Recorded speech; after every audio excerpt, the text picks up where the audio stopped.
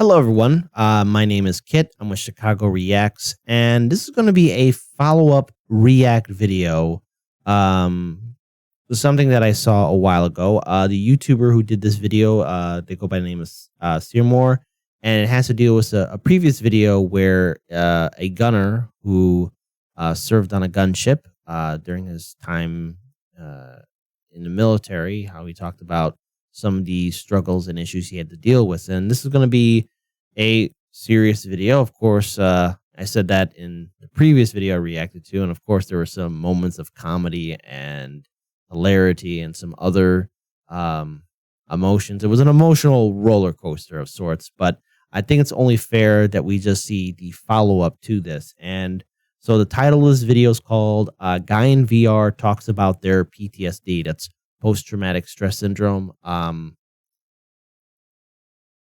Let's all just sit back and hear this person's story. This will be, probably something difficult to listen to, but we all have to hear it. So thank you again for joining me. I'm going to get this video all set up, and let's get things started. So it's just titled, I Talk with Struggle, an Air Force veteran, about his PTSD. So apologies if I got the service wrong. I think I said Army. Apologies for that. Air Force veteran about his PTSD after a civilian casualty mission. More info in the description. That's from a previous video we did react to. So let's continue on. Marlboro Reds, I heard, are like really rough cigarettes too. Oh, dude, they're called cowboy killers. Oh man, awful stuff. Why those cigarettes? Because I thought the name Cowboy Killer was really cool. Oh. And I was really in high school. I was really big into metal, Job for a Cowboy, Pantera, all that stuff. And so I just thought there was something metal about smoking like the harshest cigarette. I never got into cigarettes. For some reason, they never appealed to me. I mean, I've had smoked cigarettes in my life, and I could still count how many I've had, and they were 13. 2 cigars. As for cannabis, your boy Kit Kat has lost count. Yeah, they should probably consider warning people about these cigarettes. Yeah, but I smoked literally up until the moment I couldn't go into basic training. Just join the military, that'll cure you. What is PTSD? So post-traumatic stress disorder is it's like an aftershock of whatever traumatic event you've gone through. It's just the brain, or amphibian brains, wired to like hyper focus on something that was traumatizing so that we can use threat avoidance to that later. I don't know if you want to call it bad wiring or like a chemical change in the brain. There's a lot that comes with it. Trouble sleeping, irritability, mood changes, all that kind of stuff. My entire character and the way I interacted with other people and just my general outlook significantly changed. I was just very antagonistic, kind of like I was like a wounded animal, like lashing out. Like a general increased heart rate, feeling like this weird... It's just, you feel hemmed in. Just like trapped. I was hanging out at my dad's house like way after I got out and sitting there drinking with them and just talking about stories and stuff. And then like I remembered it all, and like being under the influence really like makes it easier to like be prone to those kind of thoughts again and take you back to that dark place. He knows that I'm diagnosed by the VA, and I kind of told him like, hey man, if you ever went through anything in the military, you should get that diagnosed. Was he the first person you opened up to about it? All right, so let's get serious about this. PTSD is no joke. And I think we need to really look at the fact that there are a lot of military veterans that are dealing with a lot of struggles, emotional struggles from their time in service, the loss of a comrade, or seeing the horror of war. And, we really need to do more, make sure that there's more funding and more resources for the Veterans Administration to take care of our veterans. because there are many that are still silently struggling with their PTSD. And it's really bad out there. And I know there's a lot of people who are going through it. My time in service, I got very, very lucky. All my brothers came home alive and well in one piece. In 2 tours. That's something that doesn't happen often. Everyone came home alive. Now I'm going to speak for myself. Not too much danger came my way. The platoons I was in, we were always on point, squared away.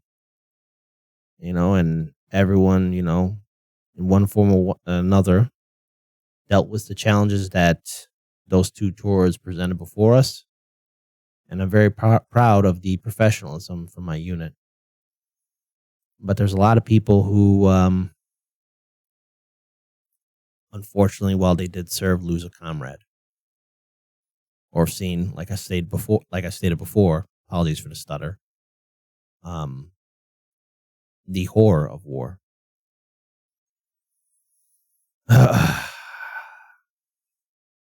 First person I opened up to was way farther from my chain of people that I knew.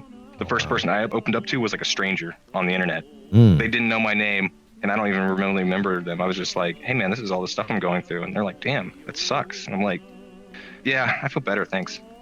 So yeah, I just unloaded on someone on the internet. Granted, like we were friends and we played video games together, but I kept it pretty far from my circle at first because I didn't want them looking at me differently. What if my loved ones turned from me? Because that's a story that they...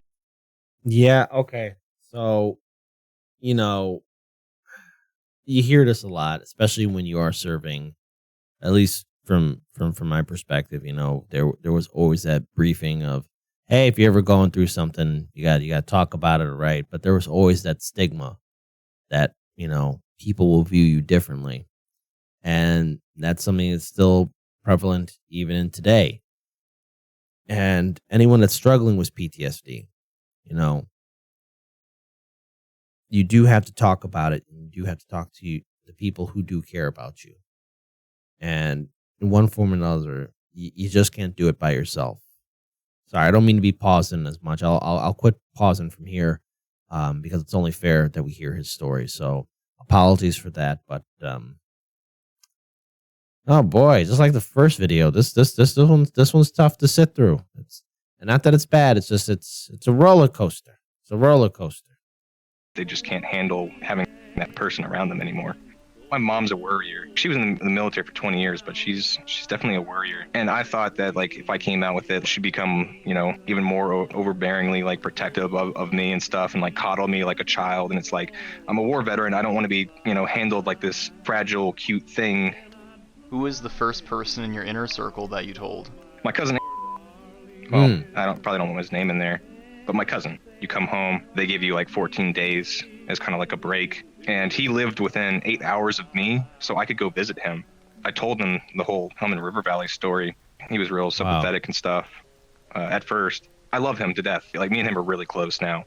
But I did say something that made him mad. He threw the Helmand River Valley story back in my face, and he's like, well, you killed women and children. Like, oh, man, dude. Holy frickin'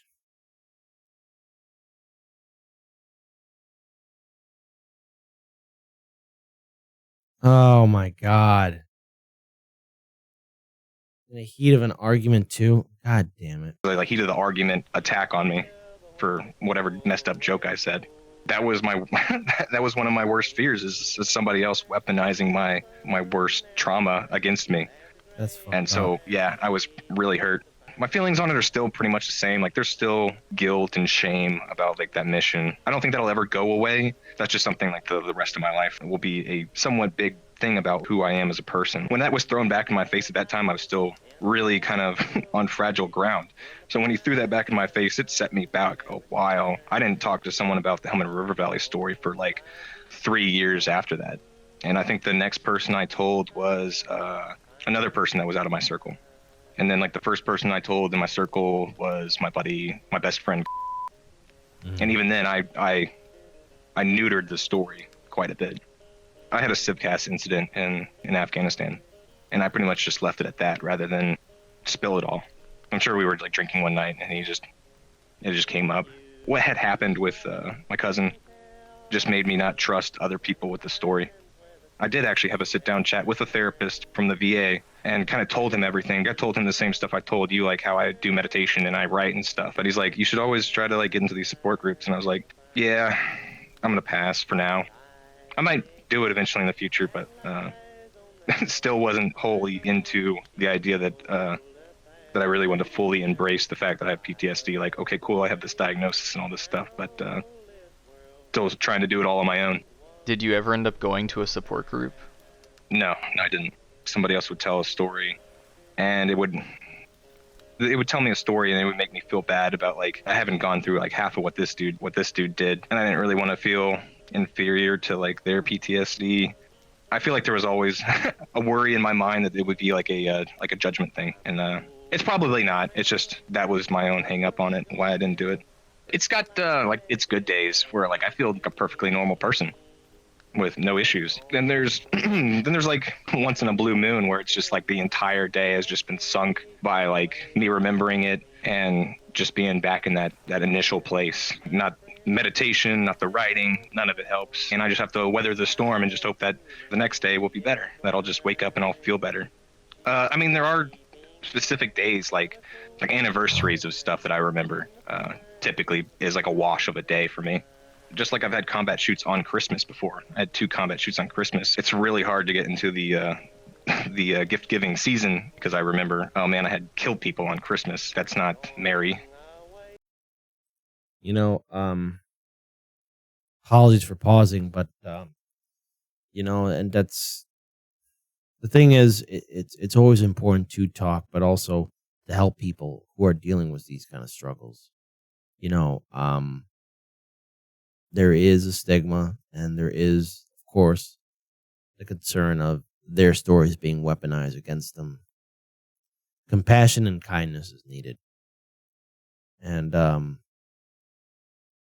that story about the cousin though, that was rough. That was rough to hear. You know, hearing this story,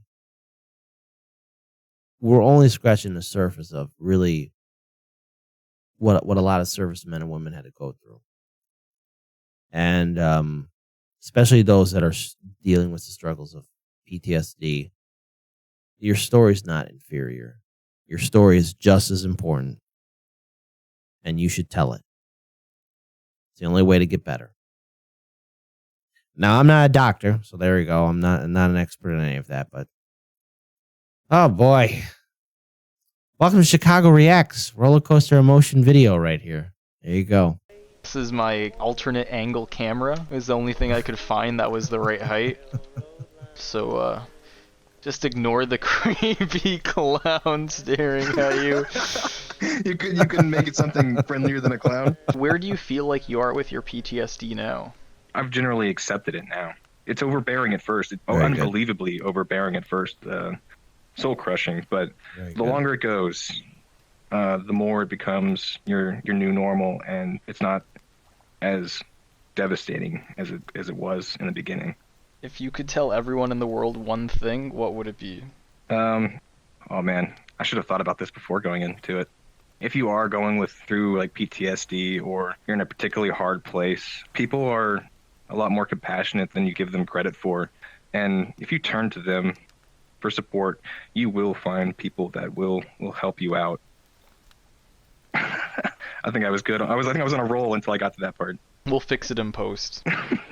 And cut.